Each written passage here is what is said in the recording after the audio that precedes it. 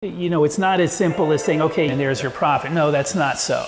And often there are things like realtor commissions or closing costs, so lenders get paid.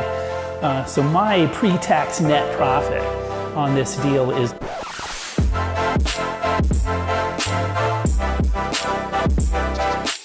Hello and welcome to another episode of Rehab Recap.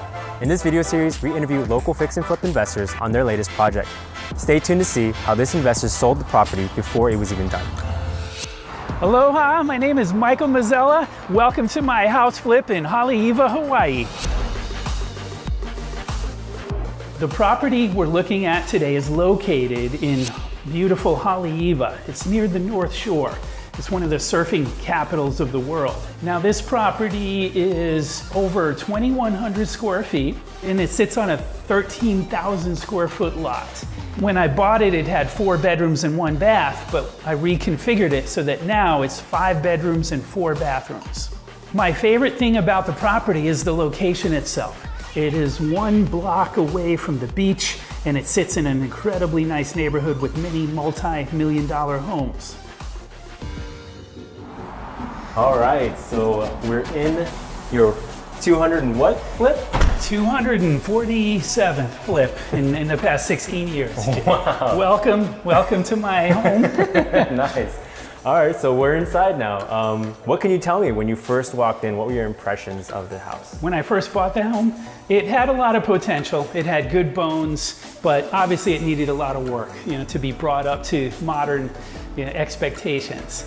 We went with open concept. In fact, right here, there was a big wall and cabinets all set up over this way. So we knocked that down to open it up and get the open concept.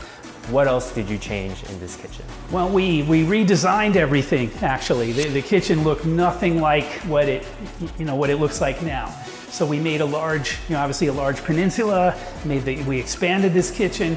We got rid of the cabinetry here, moved it over to here, right? So going with the open concept, now it opens up and it's a much bigger space for, the owners to enjoy. Nice. All new appliances? Everything is brand new, stainless steel. We try to use nice, higher end fixtures because that's what draws the eye, right, when somebody comes in. So anything that draws the eye, we want to make sure it's, it's a good thing, not a negative thing. And then we have this grand room. What would you call it? Kind of like the dining / living room? Or? Yeah, and well, see, Jin, that's part of the idea, what we're trying to do. This is a dining room, it's a living room, it's a family room, it's whatever they want it to be. Okay. It's big open space that's centrally located right by the kitchen, close to everything. What we had here was a large, decent sized bedroom on this side, but over here was a smaller bedroom. So what we did was I moved the walls back this way to make it larger. Okay. So now you've got, all the bedrooms in this home are pretty big. Hawaii has many, many tiny bedrooms. So in this house, that's not an issue. This bedroom, this was already, you didn't change the footprint of the house. Did not change the footprint on this one at all. Okay, because I just cleaned it up. I can see the exposed brick here. So it looks like that's part of the original house. Part of the original house. And this was added on. All I really did here was we just redid, we cleaned it up, we painted it, new floors, new fixtures, and we put the mirrors in. The mirror doors actually give the illusion that it's even larger than it actually is. Absolutely. Okay. So this is a whole new bathroom that we put in. This is the general access bathroom. For the other 2 bedrooms. Right. And I can see the continuation from the kitchen, right? The quartz countertop. We wanted to keep the same theme going throughout the house, right? So cherry wood cabinets, brushed nickel finishes, right? And quartz, a white quartz on top. All right, and then the original bathroom is right next door. The original bathroom, but before you see that, what you need to know is that we made this whole part of the house, this whole corner is now a master. This is the master bedroom. Okay. So before, this was the one original bathroom. I'm losing my voice at the most opportune time. So this was the original bathroom. We added that bathroom that you just saw, and then we folded this into the master. So now this is part of the master suite. We gutted it completely and just redid it and brought in some extra light, right, with the window. So now there's natural light in it. So the new wall is over here with the Right. door for the master suite, but you mentioned that before it was here. When I bought the house, this is the beginning of the master bedroom. And they all shared that one bathroom. They all that was share right the here. one bathroom, correct. This was out Okay. in the hallway where I'm standing now. So now this is all part of the master. And then again, big bedroom for the master, of course. It's big. It's a big corner bedroom with 2 windows, lots of natural light in here. All right.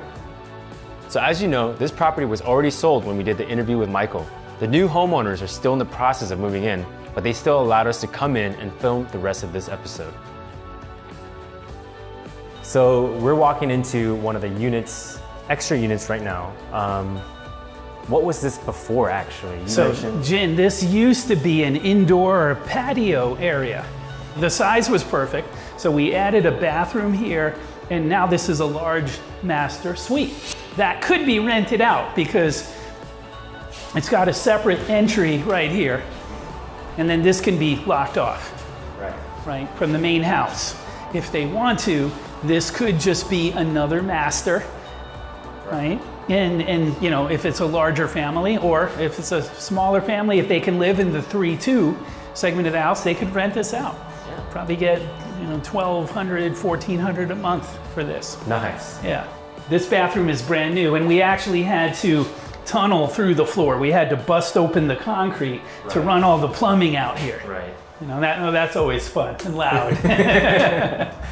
Now, what's interesting, Jin, is when I bought this house, this used to be a garage. Okay. So I decided, you know, more value to the homeowner to have a separate master suite that they could choose to rent it out separately, right? This bathroom, again, brand new. We had some plumbing here, so there was an unfinished bathroom, but now it's a separate bathroom for another master suite. So as a whole, this house actually has 3 master suites in it. Nice. And 2 regular bedrooms. Nice. Okay. Michael, we're here at the final part of the episode, and as you know, we end every episode with a 5-question interview. Okay. The 5 questions are: how did you find this property? How much did you pay for it? How much was the rehab?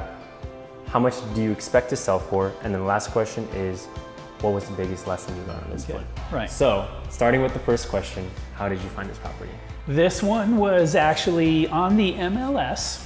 It was on the MLS, sitting on the market for something like 9 months. Oh, wow. And we got into an extended negotiation with using a realtor. And I got it down to a price that worked for me. And you know, as an investor doing a large volume of deals, I think it's important not to rely on the MLS and on real estate agents. Mm-hmm. They will find deals for you, yes, but they're not going to find a lot of deals, right? We have to be the experts at finding deals. But this is one example of where, you know, I think investors should still pay attention to the MLS and still have some good, well-trained realtors to find deals. This is an example. Absolutely. And as we talked about it before, who was the realtor again? It was Keena. Yes, and everybody loves Keena yeah, here. I everyone loves understand you Keena. did an episode on exactly. Keena. We did episode 2 with Keena, and if you haven't seen that episode, make sure you check it out. In addition to being a house flipper, she's also a good realtor. Yes, Yeah. exactly. So she was a great episode to shoot. So you found it on the MLS. The next question would be, how much did you pay for the property? $950,000. Okay. So I got it $100,000 below asking price. Mm-hmm. Right, and that's what you need to do in order to make it work. That's what we do. Yeah. We have to buy it on day one with a profit built into it. Absolutely. Because you never know what could happen. Mm-hmm. Third question was, how much was the rehab? We set a budget for $120,000 at the beginning. We stayed within that budget. At the very end, in my final negotiations with the buyer, I gave him a little bit of credit, so we went to, I think like $3,000. Okay. So I spent $123,000, but it's still within the margins. Because when I set a budget of 120, I also have a 10% buffer right, for overages and stuff like that, which would have been another 112. So we stayed within budget, and I ended up spending 123 on everything that you see here. Very nice. Okay. Fourth question is, how much do you expect to sell this for? Well, Jin, actually, this house already did sell. So we're already in escrow. Didn't even put it on the market. But to answer your question, it's $1.3 million. So it's already sold for 1. No, I still own it for a few more days. And actually the week after next, it's going to close. Okay. Yeah. 1.3. 1.3. Hey, just like that. Yeah. Just like that. What can you tell us about? Well, the way that fleshes out for the your followers, your viewers who are wondering is by the time it's not as simple as saying, okay, you paid 950 plus 120, and then subtract all of that from from 1.3 million, and there's your profit. No, that's not so. Often there are things like realtor commissions or closing costs, or lenders get paid. So my pre-tax net profit on this deal is $135,000. So not bad for 6 months in and out, and considering this is one of, I think, 16 flips I've got going on right now at this moment, and I put no money, of my own money in it. That's one of the reasons why this is such a great business to be in. Yeah, Jim. absolutely. Yeah. Okay. So 1.3 million, and we've already got it in escrow. Never even made it to market, by the way. Yeah. Last question, final question I have for you is, what was the biggest lesson you learned on this flip? It's a very good question, Jim, because I've been doing this for 16 years, and 247 house flips. And I've learned most of my lessons earlier, making mistakes and stuff like that. This one here taught me that I ran into a problem in the last stage of the renovation, and that is with contractors. And that is, they couldn't get it finished. They kept moving the end date, the finish date. And this was all in contract. So it went to the point where, if they're late, they get fined like $200 a day. And they were not motivated to get out here and get it finished, and complaining about this or that, whatever issues they had. So I let them go.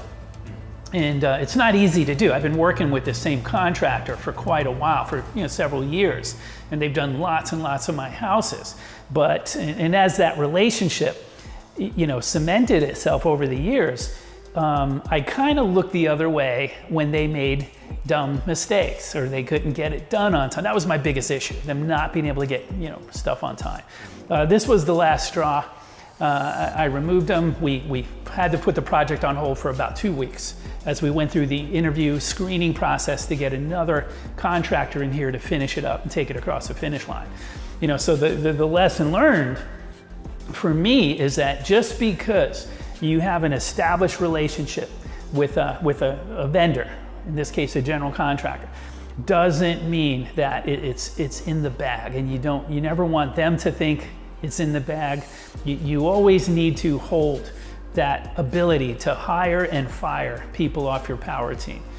And sometimes when investors lock into using one contractor over and over and over again, a lot of the lines get blurred, and there becomes a comfort in that relationship, and I think that leads to complacency.